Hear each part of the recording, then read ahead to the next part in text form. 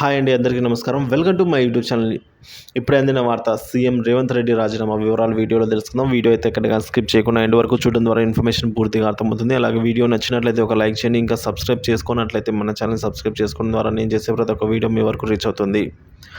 ఇక ఆలస్యం చేయకుండా వివరాలకైతే వెళ్ళిపోదాం. రాబోయే ఆగస్టు 15వ తేదీ లోపల తెలంగాణ కాంగ్రెస్ ప్రభుత్వం రైతు రుణమాఫీ చేసి హామీలను అమలు చేస్తే తాను రాజీనామా చేస్తా అని మంత్రి హరీష్ రావు సవాల్ విసిరారు. దీంతో ఎన్నికల వేళ మరోసారి పొలిటికల్ హీట్ రాజేసుకుంది. ఇది ఇలా ఉండగా మాజీ మంత్రి హరీష్ సంగారెడ్డిలో బుధవారం మీడియాతో మాట్లాడుతూ సీఎం రేవంత్ను సవాలును నేను స్వీకరిస్తున్న అధికార పార్టీ ఇచ్చిన హామీలను నెరవేర్చేలా చేసే బాధ్యత ప్రతిపక్షంగా మాపై ఉంది. అలాగే సీఎంకి కూడా సవాలు విసురుతున్నాను. కాంగ్రెస్ ప్రభుత్వం ఇచ్చిన హామీలను అమలు చేసి ఆగస్టు 15లోగా ఏకకాలంలో రుణమాఫీ చేస్తే నేను ఎమ్మెల్యే పదవికి రాజీనామా చేస్తాను. దాంతోపాటు మళ్ళీ ఎన్నికల్లో పోటీ కూడా చేయనని అయితే ఆయన సవాల్ విసిరారు.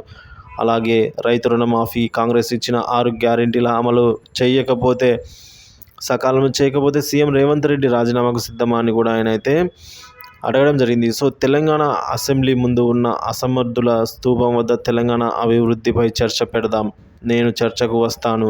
రేవంత్ చర్చకు వచ్చే దమ్ముందా అనైతే హరీష్ కామెంట్ చేశారండి. ఇదే సమయంలో సీఎం రేవంత్కు హరీష్ రావు కౌంటర్ ఇచ్చారు. నాకు పదవి కంటే తెలంగాణ ప్రజల సంక్షేమమే ముఖ్యం.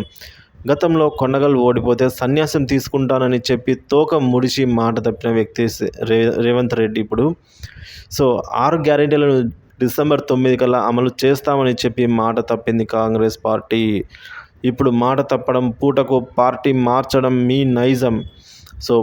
120 రోజులు దాటినా మీ గ్యారెంటీలు ఏమయ్యాయి? మహాలక్ష్మి పథకంలో మహిళలకు 2,500 ఎందుకు ఇవ్వలేదు?